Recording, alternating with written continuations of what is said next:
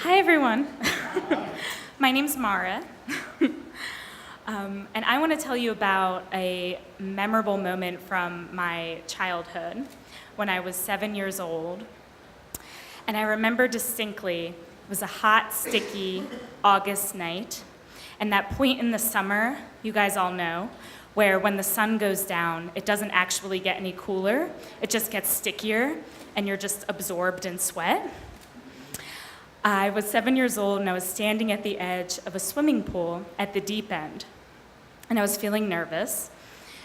I looked over to my grandfather, who was standing next to me, and I said to him, "I can't do this." Well, being a man of few words, he just looked at me and then dragged a white plastic lawn chair next to me and plopped down. He said, "You have been practicing this all day. You are going to swim from the deep end of this pool to the shallow end, and I'm going to sit here and wait until you do it." Well, I was just as stubborn as he was, both of us being Irish.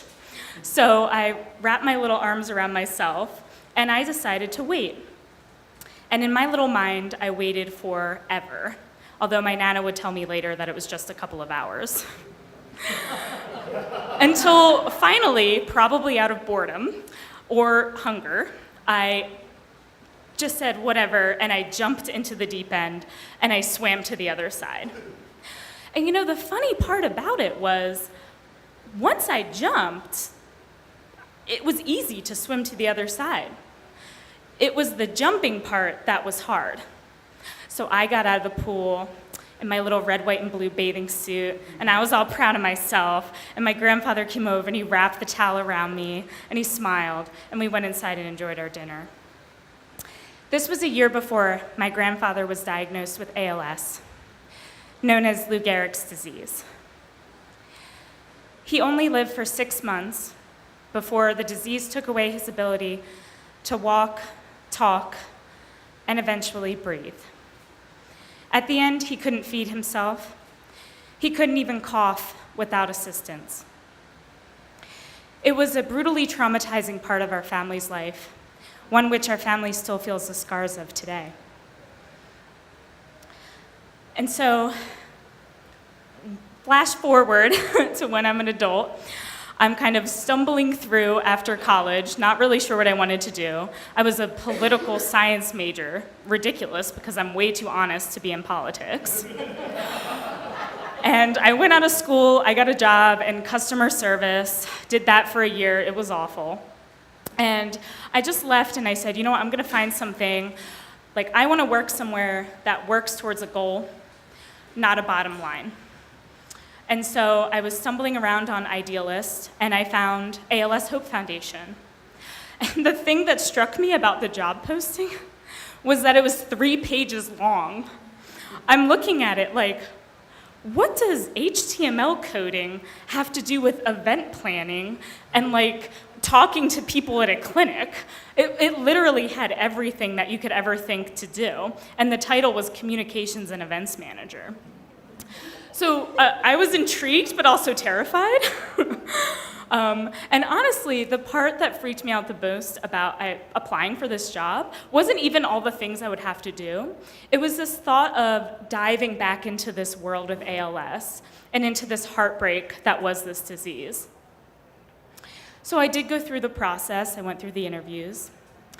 And finally, one day, I was sitting in the living room where my grandfather's hospital bed had been, where my grandmother still lives. And looking through my email, I stumbled upon one that I immediately freaked out over. Literally jumped up. I'm sorry, there was a cat next to me and he like flipped out and literally flew over the couch, and I still feel bad about that. And I ran over to my grandmother's room, so glad I didn't give her a heart attack, because I burst in and I was like, "Nana, I got the job."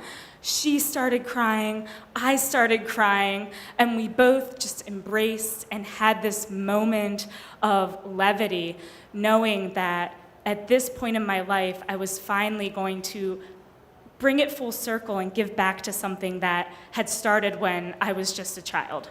And we could both feel my grandfather's energy in the home and in our memories of him, and that he was proud of this moment, and he knew that this is what I should be doing.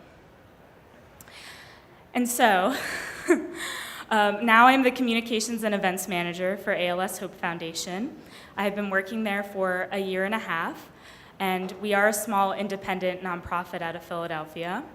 I get to meet extraordinary people on a daily basis. You would think that going through such a difficult time, knowing you have a terminal illness, that you would maybe be pessimistic or angry, and fair enough, there are people who feel that way. But most of the people that I see are just beautifully positive about what they're going through. And they get this sense of, you know what, I'm gonna see if I can be as independent as possible. I'm gonna live with the disease. I'm not gonna let it own me.